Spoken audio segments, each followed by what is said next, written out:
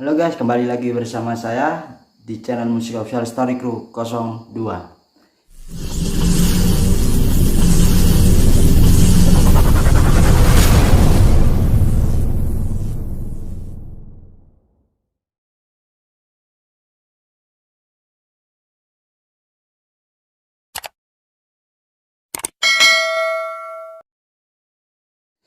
Kali ini saya akan membawakan novel The Story of Ye-Chen bab 4304 hingga bab 4314, di mana Ye-Chen ya, The Story of Ye-Chen.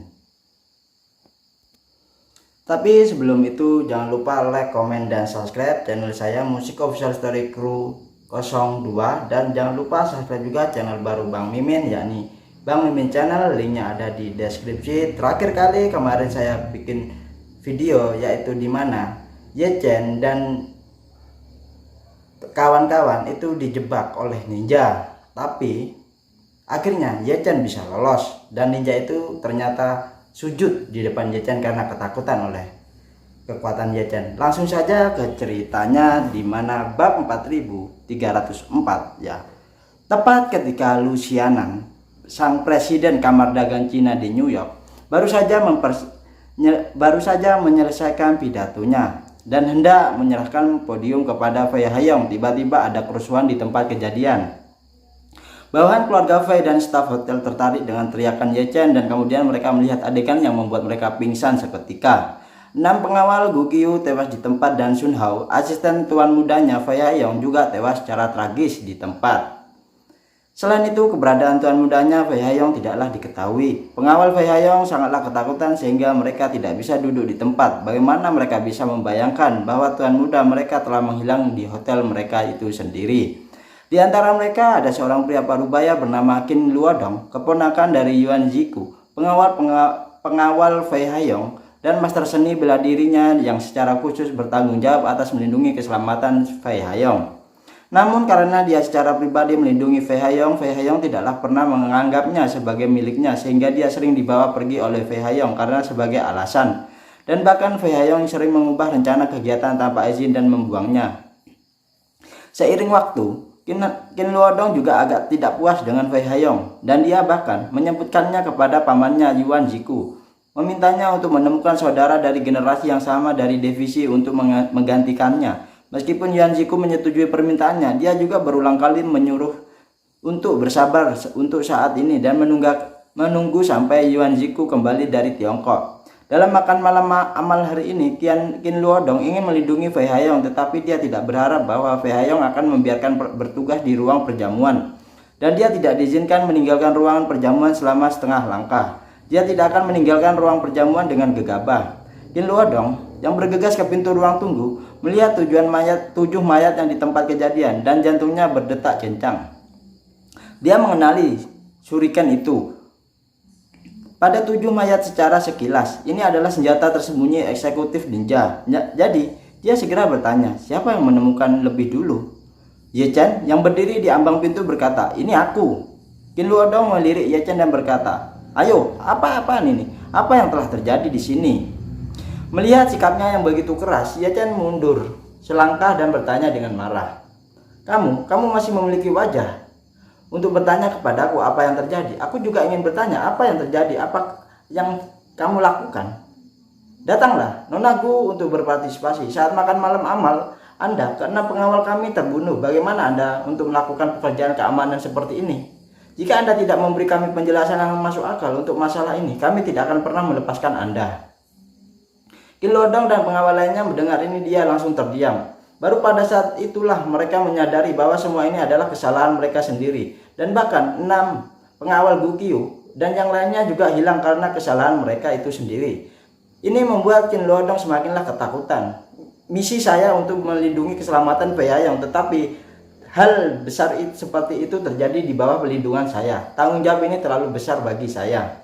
Melihat pengawal ini tampaklah ragu-ragu, Ye-Chen segera berkata, ini masalah besar. Saya pikir lebih baik saya menelpon 911. Setelah berbicara, dia berbalik dan berkata kepada Ye-Chen dan Chen Duodo, Nona Duodo, tolong panggil polisi sekarang. Chen Duodo mengaku dan dengan cepat mengeluarkan ponsel tersebut. Qin Luodong berkata dengan cepatnya, Tuan, Tuan, jangan khawatir, izinkan saya untuk melaporkan masalah ini kepada Tuan dan Tuan muda kami. Ye Chen berkata dengan marahnya, Anda telah membunuh 6 dari pengawal kami dan yang satunya dari Anda sendiri. Jangan khawatir, kepada siapa kamu harus melapor, tetapi kita harus melaporkan masalah ini ke pihak kepolisian. Setelah berbicara, Ye Chen berkata lagi, untuk memastikan keselamatan Nonagu, mulai sekarang saya akan menutup pintu ini kapan akan polisi datang dan kapan akan dibuka. Begitu suara itu jatuh, Ye Chen membanting pintu hingga tertutup. Pada saat ini, pengawal yang ditinggalkan di luar oleh perusahaan keamanan yang bekerja sama dengan Gu Qiu juga bergegas masuk ketika mereka melihat kematian 6 sahabat mereka. Semua itu salah bersemangat dan meminta hotel untuk memberikan penjelasan. Orang yang bertanggung jawab atas hotel yang datang untuk mendengar berita itu, meskipun dia sendiri takut setengah mati, dia masih berusaha menenangkan para pengawal Gu Qiu. Lagi pula, begitu hal semacam ini sampai ke polisi, itu akan menjadi skandal. Fei dari keluarga Fei berani mengambil tanggung jawab ini. Namun orang Amerika ini tidak tahu bagaimana bersifat fleksibel, dan ketika mereka melihat seorang saudaranya sudah mati, mereka segera akan menelepon polisi. Melihat situasi yang benar-benar di luar kendalinya, penanggung jawab hotel dengan cepat menarik diri dari kerumunan dan segera menghubungi ayah Fei Haiyong, yaitu Fei Xiubin. Fei Xiubin menjamu beberapa mitra bisnis yang di sebuah restoran top Manhattan saat ini dan mendengar bahwa putranya hilang dan dia masih di hotelnya. Dia terkejut, meskipun lokasinya hanya kurang dari 5 km dari hotel tersebut. Dia segera tiba cepat dengan helikopter. NYPD, yaitu Departemen Kepolisian New York, dengan cepat mengirim sejumlah besar pasukan polisi setelah mengetahui penembakan dan menewaskan 7 orang di Hotel Wang Fu, dan juga mengirim seseorang detektif berpangkat tinggi untuk mengambil helikopter polisi untuk memimpin operasi secara survei. Beberapa menit kemudian, Fei Xiubin bergegas dengan tergesa-gesa. Orang yang bertanggung jawab atas hotel dan sekelompok staf bergegas menemuinya dan berkata dengan malu, Tuan muda tertua, bawahan saya tidak baik-baik saja, tolong hukum saya. Wajah Fei Xiubin hitam dan dia mengangkat tangannya dan menampar orang yang bertanggung jawab dan memarahi dengan nada yang sangatlah suram dan kejam. Bicaralah, apa yang terjadi di sini? Orang yang bertanggung jawab atas hotel itulah hampir pingsan, menangis dan berkata, Tuan muda tertua, situasi spesifik ini yang belum saya ketahui. Saya hanya tahu bahwa Tuan muda Haiyong hilang, asistennya dan pengawal 6 perusahaan keamanan terbunuh, dan pembunuhannya tidaklah terlihat dari manapun. Fei Xiubin menampar wajahnya lagi dan berbalik ke melihat Qin Luodong. Dia mendatanginya dan menamparnya dengan marah dan berkata, nama keluarga Qin, keluarga Fei, kami memberi gurumu begitu banyak uang setiap tahun, dan kamu tidak bisa melindungi keselamatan anakku dengan baik. Apa yang kamu lakukan selama ini? Qin Luodong juga seorang seniman bela diri bintang 4, jadi dia secara alami sangatlah marah ketika dia ditampar wajahnya seperti itu. Tetapi dia juga tahu betul bahwa bahkan jika Fei Xiubin tidak memiliki kultivasi, dia hanya bisa berada di sampingnya ketika dia memukul dirinya itu sendiri. Jadi dia melihat seseorang pria parubaya di sebelah Fei Xiubin yang merupakan pengawal Fei Xiubin, saudara junior Yuan Ziku, paman Qin Luodong, Zhang Chun. Ekspresi Zhang Chun juga sedikitlah tidak berdaya saat ini. Dia tahu seperti apa Fei Haiyong dan dia keponakan mengikutinya selama ini, dan dia memanglah banyak dipermainkan. Intinya adalah, bahkan jika Anda tahu Anda ditipu, Anda tidak punya cara untuk menghadapinya masalah itu. Pada saat ini, Qin Luodong berkata dengan sedih, Tuan Fei, sejujurnya sejak saya dikirim oleh guru saya untuk melindungi Tuan muda Fei, Tuan muda Fei selalu sangatlah waspada terhadap saya. Saya mengikuti dan sering bahkan meninggalkanku untuk bertindak itu sendiri, dan tidak mungkin aku bisa melindunginya secara pribadi. Saat dia mengatakan itu, Qin Luodong berkata dengan nada agak mengeluh, setengah bulan yang lalu dia menyuruhku pergi ke Los Angeles untuk berlibur dan mengatur agar 2 helikopter lepas landas dari rumah ke bandara. Saat itu dia menyuruhku duduk di tempat lain helikopter lepas landas dulu. Tapi setelah helikopternya lepas landas, tiba-tiba berubah arah dan perjalanan menuju bandara LaGuardia. Aku menemukan pesawatnya menguap dan segera memutar pilot, tetapi pilot tidaklah dengarkan saya sama sekali dan membawa saya langsung ke bandara. Dan pada saat yang saya naik taksi ke bandara, pesawatnya sudah lepas landas. Nah, mari kita ambil hari ini sebagai contoh. Dalam perjalanan dia datang, dia membuat janji dengan saya selama 3 hari. Dia mengatakan kepada saya untuk tidak pernah meninggalkan ruangan perjamuan tanpa perintahnya. Jika tidak, saya akan mengeluh kepada paman saya. Apa yang bisa saya lakukan? Zhang Chuan melihat mentalis skin Luodong sedikitlah rusak dan dia segera cepat berkata, "Luodong, sekarang bukanlah waktunya untuk mengeluh. Cepat dan beritahu jika saya tidak menemukan sesuatu di tempat kejadian." Luodong menyesuaikan mentalnya dan berkata, 7 orang sudah mati dan bekas terkena senjata tersembunyi di tubuhnya, dan itu terlihat seperti shuriken ninja Jepang. Vesubin mengulurkan kening dan bertanya dengan dingin, "Apa katamu, ninja Jepang?"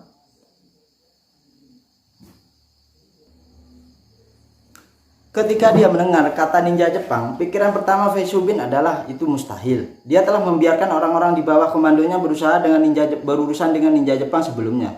Menurut pendapatnya, ninja Jepang tidak akan pernah berani menentang keluarga Fei dan bagaimana mungkin menculik putranya yaitu Vesubin. Jadi dia memandang Qin Loudong dan bertanya dengan dingin, "Apa kamu yakin itu adalah seorang ninja Jepang?" "Tentu," Qin Loudong berkata tanpa ragu, "hanya orang Jepang yang masih menggunakan senjata tersembunyi seperti shuriken itu." Melihat racun itu menyegel tenggorokannya dengan darah juga merupakan rahasia mereka itu sendiri. Vesubin berkata dengan dingin, "Bukankah Cina memiliki senjata tersembunyi yang digunakan untuk melempar dan meracuni dan menyegel tenggorokan dengan darah?" Qin Loudong berkata dengan tergesa-gesa, "Kembali ke masa muda Tuan. Tetapi itu juga ada di masa lalu, Tuan. Dalam seni bela diri tahun ini memanglah ada hal-hal yang... Tetapi setelah kegagalan resimen boxing, apa yang disebut seni bela diri pada dasarnya tidak ada lagi dan hanya seni bela diri tetap yang ada. Jadi metode tercela untuk melukai orang dengan panah rahasia itulah tidak terlihat di Tiongkok." Berbicara tentang ini, Qin Loudong menambahkan, faktanya setelah abad ke-20 telah terjadi gelombang melepaskan senjata dingin di seluruh dunia. Satu-satunya ninja Jepang yang telah dilestarikan. Jadi hal semacam ini hanyalah digunakan oleh mereka sekarang. Vesubin sangatlah marah dan menggetakkan giginya dan menginstruksikan asistennya, "Anda segera memberitahu keluarga dan mengirim semua orang yang bisa dikirim oleh keluarga. Kirimkan mereka, pastikan untuk menemukan ninja-ninja itu untukku dan bawa Haiyong kembali kepadaku secara utuh." Dia berkata, "Ngomong-ngomong, beritahu semua geng dan organisasi di New York yang dapat memberikan petunjuk, tergantung pada petunjuknya. Hadiahnya berkisaran antara 10 juta hingga 50 juta dolar Amerika Serikat. Jika yang bisa menyelamatkan anak saya, hadiahnya adalah 100 juta dolar Amerika Serikat. Jika ada yang bisa menyelamatkan Haiyong dan memberi saya ninja-ninja itu, tangkap saya untuk saya akan menghadiahkan dengan 200 juta dolar Amerika Serikat." Asisten itu berkata dengan ragu-ragu, "Baik Tuan, saya akan melakukan sekarang." Vesubin menatap pengawalnya Zhang Chuan lagi dan berkata, "Tuan Zhang, tolong beritahu saya soal murid Anda dan saudara Anda. Bantu aku memeriksanya untuk melihat apakah aku bisa menyelamatkan Haiyong, putra saya." Zhang Chuan mengangguk tetapi bertanya dengan cemas, "Tuan, keselamatan Anda tidak dijamin di sini. Mengapa saya tidak membawa Anda pulang dulu?" "Tidak." Vesubin menggelengkan kepalanya dan berkata dengan dinginnya dan berkata, "Saya tidak akan pergi kemana-mana." Setelah itu dia selesai berbicara, dia berbalik untuk memelototi orang yang bertanggung jawab atas hotel dan berkata, "Bagaimana Anda bisa melakukan pekerjaan keamanan Anda? Bagaimana Anda membiarkan ninja-ninja Jepang itu masuk ke sini?" Orang yang bertanggung jawab atas hotel tersedak, "Tuan, pekerjaan keamanan kali ini sepenuhnya diambil alih oleh bawahan Tuan Haiyong dan bertanggung jawab penuh. Tuan Haiyong tidak mengizinkan saya untuk ikut campur." "Apa maksudmu?" Vesubin mengulurkan kening dan bertanya, "Haiyong yang tidak akan membiarkanmu ikut campur?" "Ya." Orang yang bertanggung jawab atas hotel dan berkata dengan sedih, "Tuan Haiyong mengatakan bahwa makan malam amal ini memiliki tamu penting yang bukan masalah sepele. Jadi dia meminta Sun Hao untuk bertanggung jawab penuh dan keseluruhan perencanaan dan keamanan dan membuat pengaturan khusus. Jangan biarkan aku ikut campur tangan dalam prosesnya." Vesubin tiba-tiba berpikir keras. Jadi dia melihat ke ruang tunggu dengan pintu tertutup dan bertanya, "Apa tamu penting yang dikatakan Haiyong ada di sini?" Orang bertanggung jawab atas hotel dan berkata dengan cepatnya, "Kembali ke tuan muda tertua.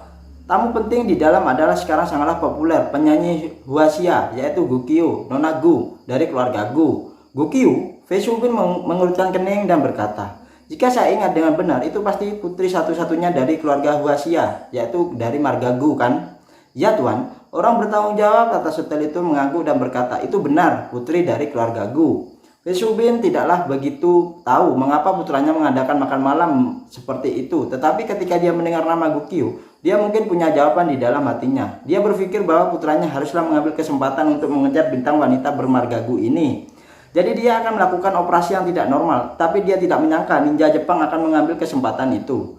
Pada saat itu dia tidaklah bisa tidak bertanya apakah Gukyu ada hubungannya dengan masalah ini atau apakah dia berada di balik semua ini. Jadi dia berkata kepada orang yang bertanggung jawab atas hotel tersebut, biarkan Nonagu membuka pintu, saya punya sesuatu untuk ditanyakan kepadanya. Orang bertanggung jawab atas hotel baru-baru berkata, kembalilah ke tuan muda tertua. Orang-orang di sekitar Nonagu baru saja mengatakan ketika polisi datang kapan pintu akan dibuka. Tidak ada alasan. Fei Shubin berkata dengan marah dan marahnya. Apakah dia tidak tahu bahwa ini adalah wilayah keluarga Fei? Setelah itu dia melangkah maju dan menendang ruang VIP dengan satu kaki di pintu kamarnya. Dia berseru, buka pintu, buka. Yechen berkata di dalam, kami hanya berbicara dengan polisi, tidak ada hubungannya dengan Anda. Menjauhlah, Anda harus menjauh. Untuk orang-orang yang tidak memenuhi syarat itu, semakin jauh Anda pergi semakin baik. Fei Shubin segera marah. Hilangnya putra saya telah membuatnya marah dan cemas. Dia tidak pernah berpikir bahwa seorang pria tidak dikenal akan berani mengejeknya di pintu dan segera mengutuk dengan marahnya. Beraninya kamu berbicara kepadaku secara kasar seperti itu? Seperti apa? Kamu tahu siapa saya? Yechen berkata dengan jijiknya, saya tidak tahu siapa Anda dan saya tidak ingin tahu siapa Anda. Jika Anda dapat memahami orang, silakan menjauh dari kami. Kami hanyalah berkomunikasi dengan polisi dan yang lain bahkan tidak bisa menjadi presiden. Shubin gemetar karena marah dan dia bisa mendapatkan 200% rasa hormat dimanapun dia berada. Tetapi dia tidak berharap untuk diabaikan oleh seorang pria yang tidak dikenalnya. Dan hatinya sangatlah marah. Dia menggertakkan gigi dan berkata, yang harus kamu lakukan sekarang adalah menjadi orang tua. Katakan dengan jujur semua yang kamu tahu, jangan menunggu polisi omong kosong itu. Situs Fei, saya saya orang berpengaruh di New York ini. Begitu dia selesai berbicara, seorang pria parubaya berkata dengan nada buruk, Tuan muda Fei, kami petugas polisi New York seharusnya tidak menyinggung Anda pada hari kerja kan? Fei Shubin berbalik tanpa sadar dan melihat seorang Tionghoa parubaya dalam setelan jas dan berjalan beriring-iringan selusin petugas polisi. Begitu Fei Shubin melihatnya, dia berkata dengan ekspresi jeleknya, oh ternyata kepala Lee dari sheriff. Benar-benar seorang detektif, tetapi hidungnya cukuplah pintar untuk menemukan begitu cepat. Yang dipanggil Lee dari sheriff adalah Li Yelin, sheriff Cina yang sangatlah terkenal di New York saat ini. Li Yelin sangatlah terkenal di New York. Dia tidak hanya kepala sub terbesar dari Departemen Kepolisian New York, tetapi juga detektif dengan tingkat detektifan tertinggi di New York. Namun Fei Shubin dan Li Yelin belum pandai berurusan satu sama lain atau belum pernah kenal dekat. Terutama karena keluarga Fei selalu ingin bekerja sama dengan Li Yelin dan terlibat dalam kolusi antara pejabat dan pengusaha untuk memfasilitasi tindakan mereka di masa depan nanti. Tapi Li Yelin tidak pernah memberikan wajah kepada keluarga Fei. Li Yelin terlepas dari apakah Anda keluarga Hilton, keluarga Fei atau keluarga An, tidak boleh menjadi batu sandungan untuk menghalangi keadilan di depannya. Meskipun keluarga Fei sangatlah kuat, mereka tinggal di New York, jadi mereka mau tidak mau haruslah berurusan dengan polisi New York. Li Yelin adalah seorang yang paling membuat mereka sakit kepala atau ketakutan. Pada saat ini Li Yelin berjalan ke Fei Shubin dan berkata dengan santainya, Tuan Fei, kami menerima laporan bahwa ada pembunuhan serius di sini. Jadi kami bergegas untuk menyelidiki di TKP. Setelah itu dia menunjuk ke 7 mayat dan melihat di sekeliling selama seminggu dan dia bertanya, siapa yang bisa menjelaskan kepadaku apa yang terjadi? Kapan orang mati? Kapan mereka mati? Dan siapa saksi pertama? Yechen membuka pintu saat ini. Dia membuka mulutnya dan berkata, saya menelpon polisi. Orang itu meninggal sekitar 10 menit yang lalu. Saya mendengar gerakan di luar dan ketika saya membuka pintu, orang itu sudah mati. Pada saat ini Fei Shubin menatap Yechen yang dengan sangat marahnya ya. Dia mendengar suara Yechen dan anak inilah yang baru saja berkelahi dengannya di seberang pintu.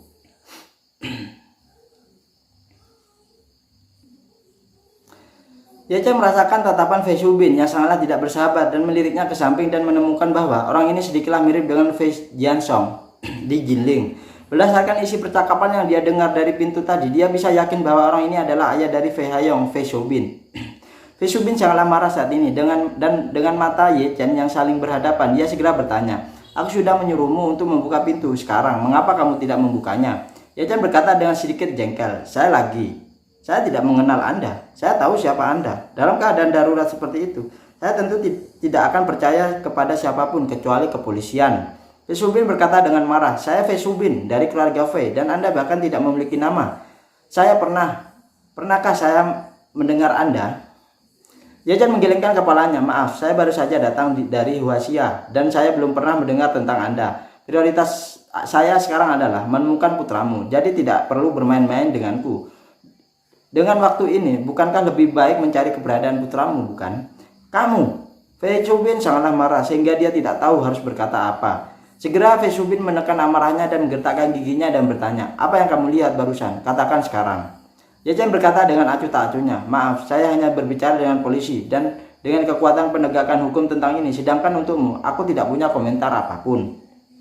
Fei Shubin belum pernah bertemu siapapun yang berani berbicara dengannya seperti ini di dalam hidupnya. Dan pada saat ini dia tidak bersabar menunggu pengawal itu memukuli Ye Chen sampai mati di titiknya. Namun ketika dia berpikir bahwa detektif Tiongkok Li Yelin ada di sisinya, dia hanya bisa menahan amarah itu. Pada saat ini Li Yelin memandang Ye Chen dan bertanya, "Anak muda, saya adalah detektif dari Departemen Kepolisian New York dan saya adalah kepala sub seluruh kota. Anda dapat memberitahu saya apa yang Anda tadi lihat?" Ye Chen menuju ke 7 mayat di tanah dan dia berkata dengan ekspresi cemberut, "Apalagi yang bisa saya lihat? Tentu saja saya melihat orang mati segera setelah saya membuka pintu. Sebelumnya saya datang ke Amerika Serikat dan saya pikir kedamaian dan ketertiban di sini sangatlah bagus. Pintunya benar-benar melihat orang mati di sebuah tempat." Li Yelin mencibir dan bertanya lagi, "Kalau begitu apakah kamu melihat pembunuhnya? Anda juga tuan muda dari keluarga Fei?" "Tidak." Ye Chen menggelengkan kepalanya dan berkata, "Kami sedang menunggu di dalam dan ketika kami mendengar gerakan di luar, sepertinya ada seorang di sana. Ketika saya jatuh dan saya membuka pintu, saya merasa ada yang tidak beres. Jadi saya memanggil pengawal kami di pintu terlebih dahulu. Tetapi tidak ada yang menjawab. Saya takut terjadi sesuatu. Lalu saya menunggu sebentar dan membuat yakin bahwa tidak ada gerakan di luar. Dan sebelum saya menutup pintu, setelah membukanya, pintu itu diblokir oleh orang mati." Li Yelin mengangguk kemudian bertanya, "Lalu apa yang Anda dengar dari seorang berbicara?" Ye Chen mengangguk dan berkata, "Ya." Li Yelin bertanya lagi, "Apakah kamu tidak mendengar apa yang mereka bicarakan?" Ye Chen menggelengkan kepalanya dan berkata, "Mereka seharusnya berbicara bahasa Jepang, tetapi saya tidak mengerti bahasa Jepang." Li Yelin mengangguk ringan dan berkata pada dirinya sendiri, "Sepertinya itu memanglah ninja Jepang." Karena setelah itu Li Yelin bertanya lagi, "Kamu seharusnya bisa mendengar suara pria dan wanita, kan? Laki-laki atau lebih dari atau perempuan?" Ye Chen berkata tanpa ragu-ragu, "Semuanya laki-laki dan sepertinya ada setidaknya 7 atau 8 orang." Li Yelin mengangguk dan berterima kasih kepada Ye Chen dan berkata kepada petugas polisi di sampingnya, "Kamu dan teman-teman kamu segera blokir tempat kejadian ini. Lakukan pemeriksaan menyeluruh terhadap setiap tubuh dan periksa video pengawasan di sini untuk melihat apakah ada petunjuk berharga. Selain itu hubungi Biro Imigrasi. Ambil catatan masuk dari Jepang ke New York di minggu-minggu terakhir ini dan kumpulkan semua data pria Jepang sebelum usia 18 hingga 48. Setelah jeda sebentar, Li Yelin berkata lagi bahwa semua staf kesini malam ini untuk menyelidiki. Poin kuncinya adalah memeriksa apakah jumlah orang telah menurun dan biarkan semua orang mengidentifikasi yang lain untuk melihat apakah ada kekurangan atau kekurangannya. Semua orang-orang segera mematuhi dan Li Yelin segera berkata kepada Ye Chen, "Karena Anda adalah salah satu saksi tidak langsung yang hadir di tempat kejadian, meskipun Anda tidak bisa berbicara tentang saksi mata, mereka sangatlah membantu kami dalam menyelesaikan kasus ini. Jadi kami akan membicarakannya nanti. Terima kasih semuanya. Kembali dengan mobil polisi kami dan membuat catatan." Ye Chen berkata, "Nyonya Gu adalah seorang figur publik. Dia keluar masuk kantor polisi saat ini. Jika itu keluar media di Amerika Serikat, Anda tidak tahu bagaimana mengarang berita palsu untuk menarik perhatian. Ini merepotkan sekali." Setelah berbicara, Ye Chen berkata lagi, "Bagaimana dengan ini? Mari kita kembali ke hotel dulu. Jika Anda ingin membuat rekor, datanglah ke hotel kami. Pasti akan bekerja sama dengan Anda." Atau wawancara ya, record ya. Li Yelin mengangguk dan berkata, "Tidak apa-apa, tunggu aku akan mengatur hal di tempat bawah saja seseorang ke hotel untuk berkunjung." Ye Chen bertanya kepadanya, "Bisakah kita pergi sekarang?" "Silahkan." Fei Shubin di samping berkata dengan sangat tidak puas, "Keberadaan putraku masih belum diketahui. Semua orang tidak boleh pergi dari sini sampai mereka ditemukan." Ye Chen mengerutkan kening dan bertanya, "Kenapa?" Setelah itu dia tidak berbicara omong kosong dengan Fei Shubin, segera menatap Li Yelin dan berkata serius, "Inspektur Li, saya benar-benar curiga bahwa masalah ini telah direncanakan dari keluarga Fei. Sangatlah curiga." Fei Shubin menggertakkan gigi dan meraung, "Apa katamu?" Ye Chen mengulangi lagi, "Aku berkata." Keluarga Fei sangatlah curiga. Fei Shubin kesal dan hendaklah berbicara, tetapi Li Yelin di samping bertanya dengan sangatlah serius. Mengapa menurutmu begitu? Ye Chen berkata dengan serius, masalah ini sendiri sangatlah aneh. Tuan muda dari keluarga Fei bersikeras mengundang Gu Qiu, Nona Gu, datang ke makan malam amal ini. Tetapi dia sengaja memintanya untuk menjadi tamu misterius, sehingga kebanyakan orang di luar bahkan tidak tahu bahwa Nona Gu ada di sini. Dan mereka juga sengaja mengaturnya bagi kita untuk beristirahat tanpa jendela di dalam ruangan. Apa yang Anda katakan? Anda haruslah menunggu waktu yang tepat untuk muncul di panggung, hanya untuk menjadi tamu makan malam amal. Sepertinya tidak perlu merepotkan begitu kan, atau secara istimewa seperti itu juga kan? Sepertinya ada semacam konspirasi di sini. Setelah mengatakan itu, Ye Chen berkata lagi, dan juga yang lebih aneh lagi adalah tidak lama setelah kami masuk, ponsel tidak memiliki sinyal dan masih tidak memiliki sinyal. Saya benar-benar ragu seseorang memblokir komunikasi nirkabel dari sini. Ketika Li Yelin mendengar ini, dia tanpa sadar mengeluarkan ponselnya dan melihat bahwa tidak ada sinyal atau layanan. Dia segera mengelutkan kening dan berkata, Johnson, blokir seluruh ruangan perjamuan, gunakan peralatan profesionalmu untuk memeriksa dan melihat di mana perisai itu berada. Pada saat itu, seseorang petugas polisi berlari dengan cepat dan berkata, Inspektur, menurut catatan pengawasan kami, baru saja menginformasikan semua gambar pengawasan di dekat ruang tunggu ini telah diganti sebelumnya menggunakan gambar yang relevan dari perjamuan terakhir 5 hari yang lalu. Li Yelin mengerutkan kening dan bertanya, masalah besar, bukankah Departemen Keamanan mengetahuinya? Petugas polisi menjawab, kami berkomunikasi dengan penjaga keamanan yang bertugas di ruangan pemantauan dan mereka mengatakan bahwa mereka tidak tahu ada VIP penting malam ini dan mereka pikir ruang VIP hari ini kosong. Jadi perhatian mereka adalah tidak sama sekali, tidak ada di dekat ruang VIP. Jadi ketika penyelidikan pengawasan ini memutar video yang direkam beberapa hari yang lalu, mereka tidak menemukan sesuatu yang tidak biasa. Ye Chen mendengarkan ini dan berkata dengan dinginnya, aku akan membicarakannya saja. Ada rencana yang sudah direncanakan dan seseorang dengan sengaja ingin menyembunyikan fakta bahwa Nona Gu ada di sini dari semua orang. Terlebih lagi, bahkan jika para ninja itu bisa menyelinap masuk, tidak mungkin mendapatkan video pengawasan dari beberapa hari yang lalu. Dan itu bahkan lebih tidak mungkin untuk meretas sistem pengawasan ini. Ini menunjukkan bahwa ini adalah hantu betina. Fei Shubin bertanya dengan herannya, Li Yelin, apa artinya ini? Apakah Anda meragukan keluarga kami? Li Yelin selalu tidak puas dengan Fei Shubin. Di satu sisi, dia benar-benar memandang rendah Fei Shubin. Di sisi lain, karena dia telah lama mendengar bahwa ayah Fei Shubin, Fei Shenhai, mengambil kesempatan untuk merebut kekuasaannya karena dia sangatlah mengagumi Tuan Fei Jiansong. Jadi di dalam hatinya saya membenci Fei Shenhai dan Fei Shubin dan putra mereka itu. Alasan mengapa Fei Shubin tidak memiliki cara untuk mengambil Li Yelin adalah karena Li Yelin benar-benar terkenal dan bahkan memiliki status politik yang sangat tinggi di Gedung Putih. Di Amerika Serikat, Li Yelin dikenal sebagai cahaya orang Tionghoa dan bahkan memenangkan penghargaan presiden saat ini karena memecahkan kasus pembunuhan berantai yang berlangsung selama 10 tahun. Apalagi basis masanya di Amerika Serikat sangatlah solid, terutama di bidang Cina yang sama pentingnya dengan totem ya. Jika dia memiliki 3 kekuatan dan 2 kelemahan, saya khawatir orang Cina di Amerika Serikat akan menciptakan kekuatan besar pawai untuk mencari keadilan baginya. Oleh karena itu, di hadapan Li Yelin, Fei Shubin sama sekali tidak bisa menyinggung perasaannya. Jika dia berani melakukan apapun pada Li Yelin tersebut, keluarga Fei pasti akan menderita kerugian besar. Pada saat ini, Li Yelin memandang Fei Shubin dan berkata dengan nada yang sangatlah dingin, Fei Shubin, meskipun putra Anda sekarang hilang, menurut pendapat saya, putra Anda mungkin tidak bersalah dalam hal-hal hari ini. Fei Shubin tiba-tiba terdiam. Meski arogan, ia juga dianggap sebagai orang yang cerdas. Ia juga merasa agak aneh jika anaknya melakukan hal-hal seperti itu. Selain itu, hal-hal yang paling tidak normal bukanlah apa yang dikatakan Li Yelin tidak normal.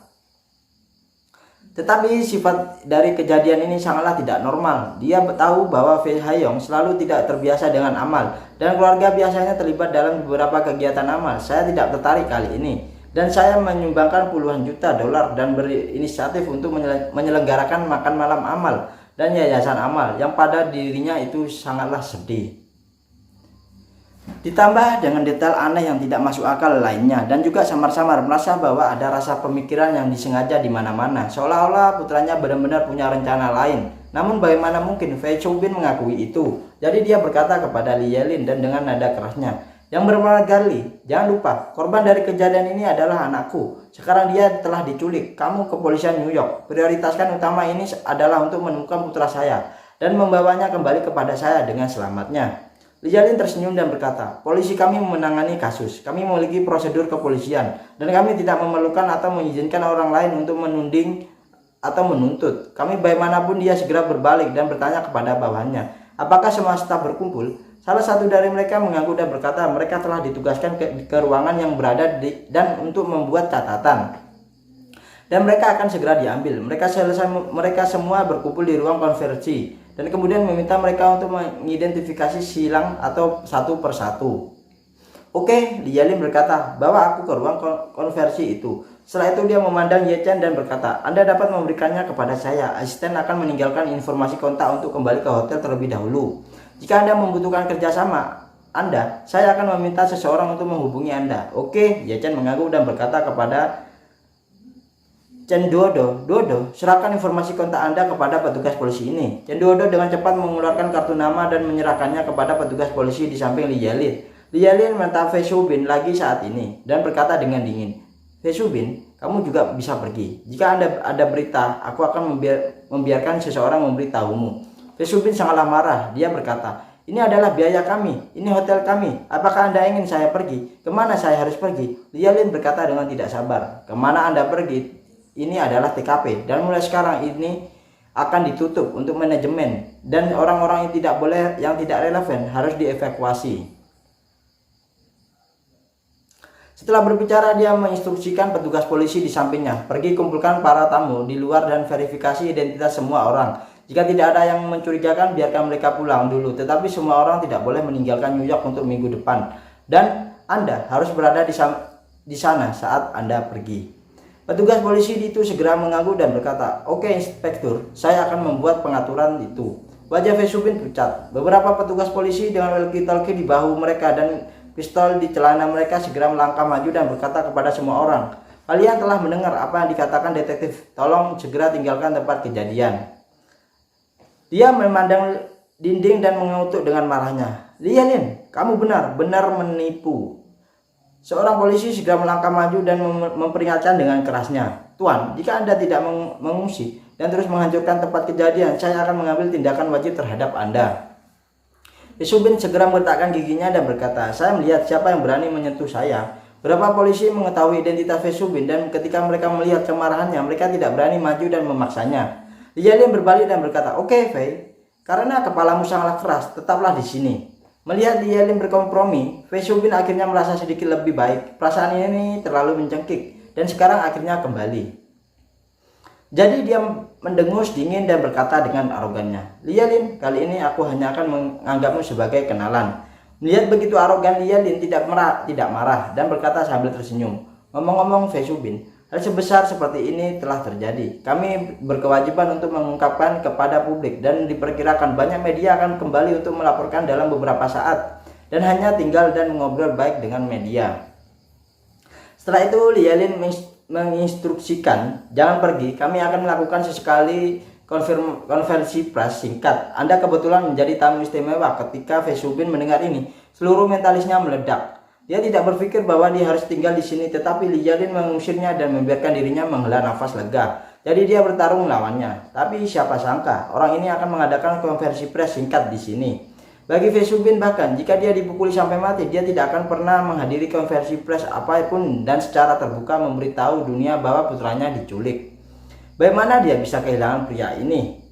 Memikirkan hal ini, dia segera menggigit kepalanya dan berkata, saya tidak punya waktu untuk tinggal di sini untuk menemani Anda. Anda dapat mengadakan konferensi pers itu sendiri dan saya haruslah menemukan putra saya sekarang. Lijalin mencibir 2 kali dan dengan sedihnya, apa? Jika saya membiarkan Anda pergi, itu terlalu menipu. Apa artinya jika Anda pergi sekarang? Fei Shubin berkata dengan marahnya, saya ingin tinggal, saya ingin pergi. Jadi mengapa saya harus menjelaskannya untukmu? Setelah mengatakan ini, Fei Shubin sangatlah marah, berbalik dan pergi tanpa melihat ke belakang. Pada waktu yang sama, di rumah keluarga Fei di New York, Xiao Fei Yun tinggal di kamar tamu yang telah disiapkan oleh Fei Haiyong untuknya dengan cemas menunggu kabar dari Kazuo Hattori. Awalnya dia berpikir dia mengendalikan segalanya malam ini, tetapi tidak menyangka bahwa akan tidak menguntungkannya baginya untuk mendapatkan pekerjaan segera. Setelah dia datang, dia masih tidak tahu apakah Hattori Kazuo berhasil menculik Gukyu saat ini. Dia mengambil ponselnya dan menelpon Kazuo Hattori, tetapi telepon pihak lain masih tidak dapat terhubung. Jadi dia dengan cepat menghubungi Fei Haiyong lagi, hanya untuk menemukan bahwa Fei Haiyong juga tenggelam ke lautan dan tidak ada jawaban apapun. Gelisah, dia memanggil asisten Fei Haiyong Sun Hanhao lagi, tetapi dia masih tidak bisa menghubungi mereka semua. Tepat ketika tidak tahu harus berbuat apa, dan pengawal keluarga Fei tiba-tiba meledak dan semua orang bergegas keluar. Jadi dia dengan cepat menghentikan seseorang pengawal dan bertanya, apa yang telah terjadi? Pengawal itu berkata dengan gugupnya, Tuan Haiyong hilang. Tuan muda tertua meminta kami untuk pergi mencari petunjuk. Apa? Xiao Feiyun bertanya dengan paniknya, bukankah Tuan Fei melakukan makan malam amal? Dia menghilang. Pengawal itu menjelaskan, Tuan Haiyong menghilang saat makan malam amal, dan dia dikatakan bahwa banyak orang meninggal di tempat kejadian. Kata-kata pengawal itu membuat Xiao Feiyun panik. Dia tanpa sadar bertanya, siapa yang mati? Pengawal itu menggelengkan kepalanya dan berkata, ini tidak tidak jelas dan kami tidak mengetahuinya. Setelah itu dia tidak repot-repot berbicara dengan Xiao Feiyun dan pergi dengan tergesa-gesa. Otak Xiao Feiyun berputar-putar tanpa sadar. Dan dia berpikir dalam hatinya, Fei Haiyong benar-benarlah menghilang. Siapa yang akan melakukan ini? Apa yang telah terjadi dengan pria ninja Iga itu? Mungkinkah mereka yang mati? Dengan ninja Iga yang ditemukan akan menyerang Fei Haiyong. Karena itu dia berspekulasi dalam hatinya bahwa Fei Haiyong kemungkinan besar diculik oleh musuh lain. Xiao Feiyun telah melakukan banyak hal yang tidak menguntungkan dalam hidupnya, tetapi hilangnya Fei Haiyong ini dia bisa bersumpah pada dunia dengan tepukan di dadanya, dan dia sama sekali tidak ada hubungannya dengan dia. Jarang baginya untuk menemukan apapun, dan dia dapat memiliki hati nurani yang bersih seperti ini. Oleh karena itu, dia tidak khawatir sama sekali bahwa hilangnya Fei Haiyong akan ada hubungannya dengan dia. Satu-satunya kekhawatirannya adalah jika sesuatu terjadi pada Fei Haiyong, dia mungkin kehilangan pelindungnya untuk sementara. Dalam hal ini, jika pembunuh yang membunuh adik laki-lakinya masih mengejarnya, dia mungkin berada dalam masalah besar sekarang. Namun Xiao Feiyun memikirkannya dan merasa bahwa dia tidak perlu terlalu khawatir untuk saat ini. Lagi pula dia tinggal di rumah Fei, dan sekarang dia aman hari ini, yang membuktikan bahwa pihak lain tidak dapat menemukan rumah Fei dan dia masihlah aman. Oleh karena itu, yang harus saya lakukan selanjutnya adalah terus menghabiskan waktu sebanyak mungkin di rumah Fei, terlepas dari apakah Fei Haiyong dapat kembali dengan selamat atau tidak. Ini tidak sulit bagi Xiao Feiyun karena Fei Haiyong mengaturnya di villa tempat keluarga Fei pindah, dan villa itu tidak digunakan. Jadi selama dia tinggal di dalamnya, keluarga Fei mungkin tidak akan memperhatikannya itu padanya. Tidak masalah jika dia memperhatikan, dia dapat memberitahu keluarga Fei secara terbuka dan jujur bahwa dia adalah teman Fei Haiyong, dan keluarga Fei tidak akan mengusirnya jika dia ingin datang. Memikirkan hal ini, dia mentalisnya Xiao Feiyun menjadilah sedikit tenang. Dan pada saat yang sama, keluarga Fei di Hotel Palace tersebut, polisi New York telah mengumpulkan semua staf di ruang perjamuan. Li Yelin menyimpulkan bahwa pasti ada respon internal ninja Jepang di antara mereka, dan petugas paling mendesak sekarang adalah menemukan respon internal itu. Dan metode Li Yelin juga sangatlah sederhana dan kasar, dan tidak mengikuti proses normal, dan pertama kali memanggil orang yang bertanggung jawab, yaitu Chen Fu, untuk memahami situasinya, tetapi menganggap Chen Fu sebagai salah satu tersangka dan bersama dengan staf lain, semua berkumpul ke dalam kerumunan. Dengan cara ini dia tidak perlu mendengarkan kata-kata sampingan siapapun dan langsung mencari tahu masalahnya dari orang-orang banyak itu. Pendekatan Li Yelin adalah meminta petugas polisi untuk mengambil beberapa foto frontal definisi tinggi dari setiap orang kemudian dia memintanya untuk memilih salah satu orang-orang ini dan membawanya ke kamar sebelah, dan memintanya untuk melihat semua orang foto dan bertanya apakah ada orang yang dia lihat hari ini, tetapi tidak ada yang di sana yang melihatnya. Jika pihak lain menolak, maka petunjuk sementara akan digiring ke pojok, dijaga oleh polisi, tidak boleh berkomunikasi dengan siapapun. Dengan cara ini dijamin tidak boleh berkolusi dengan orang lain. Solusi orang yang diminta awalnya semuanya adalah karyawan tetap Hotel Royal Palace itu. Dan ketika Chen Fu mengatur agar Kazuo Hattori dan yang lainnya masuk, dia juga dengan sengaja mengatakan kepada mereka untuk tidak melakukan kontak dengan karyawan lama. Jadi karyawan lama ini tidak melihat tempat kejadian 8 orang itu mati. Segera giliran pekerja sementara yang baru saja dipekerjakan untuk membantu hari ini. Pekerja sementara ini adalah seorang pemuda Tionghoa. Dia awalnya adalah seorang mahasiswa internasional di sebuah universitas biasa di New York. Keluarganya mengirimnya untuk belajar di luar negeri. Dia berharap dia bisa mencapai sesuatu. Mereka semua tenggelam dalam kemewahan dan tidak bisa melepaskan diri ketika dia kembali. Dia hanya bisa menyia-nyiakan semua uang sekolah yang dikirim oleh orang tuanya.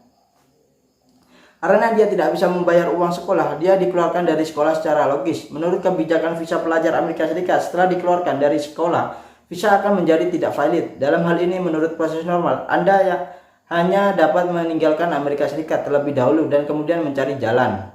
Namun pemuda ini tidak punya wajah untuk pulang menghadapi orang tuanya, jadi dia pergi gelap di New York atau ilegal ya. Tidak mudah menjadi rumah tangga kulit hitam atau orang gelapan ya. Dan tidak memiliki pekerjaan tetap atau tempat tinggal tetap untuk bertahan hidup. Dia biasanya nongkrong di warnet, di Chinatown, setiap hari pekerja lepas mendapatkan biaya hidup. Begitu pendapatan dari power tiner atau pekerja sampingan, itulah tidak cukup. Dia akan keluar mencari pekerjaan hari lepas untuk melakukannya mendapatkan cukup uang untuk terus terjun ke warnet dan keluar bekerja ketika dia tidak punya uang. Pada saat ini dia berdiri di ruang konferensi dan bersama yang lainnya, nunggu polisi untuk menanyanya mereka satu persatu. Namun dia sangatlah gugup saat ini karena dia berada dari yang lain. Visanya sudah lama tidak berlaku dan sekarang dia termasuk dalam kategori imigran gelap. Setelah ditemukan oleh polisi, dia pasti akan diserahkan ke Biro Imigrasi dan Biro Imigrasi ya. Memperlakukannya seperti keluarga kulit hitam atau imigrasi gelap. Hanya ada satu solusi, dan itu adalah deportasi atau tidak boleh datang lagi ke Amerika Serikat. Dia sangatlah gelisah. Dia ingin bertanya kepada mereka yang telah diperiksa, dibawa kembali ke polisi dan bertanya apakah mereka memeriksa dokumen identitas mereka ketika polisi menanyai mereka. Namun semua yang dimintai keterangan itu dibawa ke sudut lain oleh polisi, sehingga dia tidak sempat untuk bertanya. Pada saat ini seorang polisi datang kepadanya dan berkata, "Ikutlah denganku." Pemuda itu tidak berani melawan dan buru-buru mengikuti polisi keluar dari ruang konferensi di kamar sebelah. Begitu dia memasuki kamar sebelah, dia melihat Lialin dan juga orang Cina. Melihat Lialin tersenyum sedikit menunjukkan ke sofa tunggal di depannya dan berkata sambil tersenyum, "Ayo nak, duduklah." Budak itu mengangguk dengan gugupnya dan duduk di seberangnya dengan gugup. Melihat dahinya yang gugup penuh dengan keringat, jari-jari betisnya teruslah bergerak. Lialin bertanya dengan santainya, "Anak muda, siapa namamu?" Pemuda itu berkata dengan gugup, Nama aku Zhang Hengqi." Zhang Hengqi. Lialin berkata sambil tersenyum, "Kamu seharusnya menjadi imigrasi ilegal, bukan?" Wajah Zhang Hengqi memucat ketakutan dan dia bertanya dengan ragu-ragu, Kamu bagaimana kamu bisa mengetahui itu?" Lialin berkata sambil tersenyum, "Sejujurnya kasus yang saya selidiki hari ini sangatlah besar dan itu pasti tidak dilakukan oleh orang biasa dengan kualifikasi psikologis yang buruk. Anda pasti tidak bisa menjadi kaki tangan mereka. Jadi alasan kamu begitu gugup hanya bisa menjadi hantu di hatimu." Setelah berbicara, Lialin berkata lagi, "Aku melihat wajahmu bengkak dan kantung di bawah matamu lebih serius daripada orang parubaya dan tua seperti saya. Sepintas, Anda adalah orang yang sering begadang dan memiliki waktu kerja dan istirahat yang tidak teratur. Mereka yang bekerja di sini memiliki waktu kerja dan istirahat yang sangat singkat. Itu teratur. Jadi satu-satunya penjelasan adalah bahwa Anda tidak boleh menjadi karyawan tetap di sini. Dan sebagian besar waktu kerja dan istirahat Anda tidak teratur. Alasan mengapa Anda ada di sini mungkin hanya mengambil pekerjaan parubaya dan mendapatkan beberapa biaya hidup, bukan?" Mendengar ini, Zhang Hengqi merasa semakin gugup. Dia tidak berani menjawab sesuka hati karena dia takut Lialin sengaja menipu dirinya sendiri. Melihat ini dia tidak mengatakan apa-apa. Lialin tersenyum sedikit dan melanjutkan, Ada hantu di hatiku, ada ketakutan di hatinya ya. Pekerjaan dan istirahat yang tidak teratur dan aku haruslah bekerja paruh waktu untuk menghasilkan uang. Seorang imigrasi gelap. Tidak masalah jika Anda tidak mengakuinya. Saya hanya perlu menelpon Biro Imigrasi. Biarkan mereka mengirim 2 detektif ke sini. Mereka dapat memeriksa semua informasi identitas Anda. Jika Anda bukan imigrasi gelap, mereka tidak akan memperlakukan Anda. Tetapi jika kamu seorang imigrasi ilegal, maka mereka haruslah akan mengirimmu pulang tanpa ragu-ragu. Zhang Hengqi sangatlah ketakutan setengah mati dan berkata kepadanya, kata-katanya, dia tidak bisa menahan tersedak dan berkata, Tolong jangan kirim saya kembali ke Cina. Jika saya kembali seperti ini, ayah saya akan memukuli saya sampai mati." Lialin mengangguk dan berkata sambil tersenyum, "Jangan khawatir, saya baru saja mengatakan bahwa saya di sini untuk menyelidiki kasus besar. Saya tidak perlu detektif untuk pergi sendiri untuk menangkap seorang imigrasi ilegal seperti Anda." Dia melemparkan ke depan Zhang Hengqi dan berkata, "Perhatikan baik-baik foto di sini. Dan kemudian pikirkan tentang semua orang yang telah Anda lihat sejak Anda datang ke sini.